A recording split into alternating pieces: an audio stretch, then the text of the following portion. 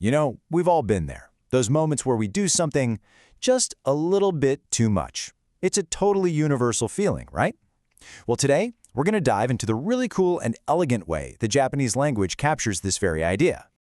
I mean, seriously, just think about it for a second. Have you ever gone a little overboard, eaten too much, worked a little too late, or, maybe dropped a bit too much cash on something you didn't really need? Yeah, I think we all know the answer to that one. Maybe it was a big family dinner, and every single dish was just too good to say no to. You know that feeling, right? When you're so completely, utterly full that the thought of one more bite is just impossible. It's a feeling we all know. Or hey, maybe the too much wasn't something physical at all. Maybe it was mental. You're just staring at a problem at work or a puzzle, and it feels impossibly complicated.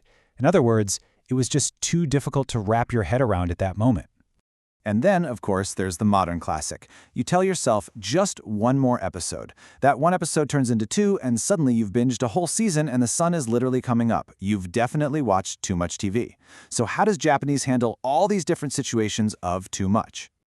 Well, in Japanese, the answer is this incredibly handy grammar pattern, Sugiru. You basically tack it onto the end of words to say that something has crossed a line, that has gone into too much territory. And what's really cool is that it's not just stating a fact. It carries your own personal judgment that, yep, a limit has definitely been passed. Okay, so how do we actually put this thing to use? Let's start with actions, with verbs, to talk about doing something to excess. The process here is actually super simple. You just take the polite masu form of a verb, like tabemasu, which means to eat. Then you literally just chop off the masu at the end. That leaves you with the verb stem. And finally, you just add sugiru, or if you want to be polite, sugimasu. Let's see what that looks like. So tabemas becomes tabe, and we add sugimashita to put it in the past tense. Kino tabe sugimashita. I ate too much yesterday. See? That perfectly nails that overstuffed feeling from that dinner party we were just imagining. Let's do one more just to lock it in. The verb to watch is mimasu. So you drop the masu, and you're left with mi. Add sugimasu and you get kanojo wa terebi o misugimasu. She watches too much TV. You see the pattern here? It's really consistent and super useful. Okay, so that takes care of actions. But what if you want to describe a quality that's excessive, like something being too big or maybe a room that's too quiet? For that, we've got to turn to adjectives.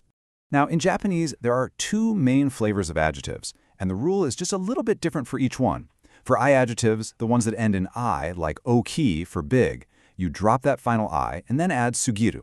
For na-adjectives, like shizuka for quiet, it's even easier. You just stick sugiru right on the end. Let's check out an i-adjective example. If a bag isn't just big, but it's excessively big, then oki becomes okisugimasu. Kono kaban wa okisugimasu. So this isn't just a large bag, it's so big that, in the speaker's opinion, its size has become a negative thing. And for a na-adjective, it's a piece of cake. Shizuka means quiet, but to say it's too quiet, maybe in a way that feels a little strange or eerie, you just attach the suffix. Kono heya wa shizuka sugimasu. You don't have to change the original word at all. All right, so we've looked at verbs, we've looked at i-adjectives, and we've looked at na-adjectives. Now let's just pull all these pieces together and see the whole pattern in one place.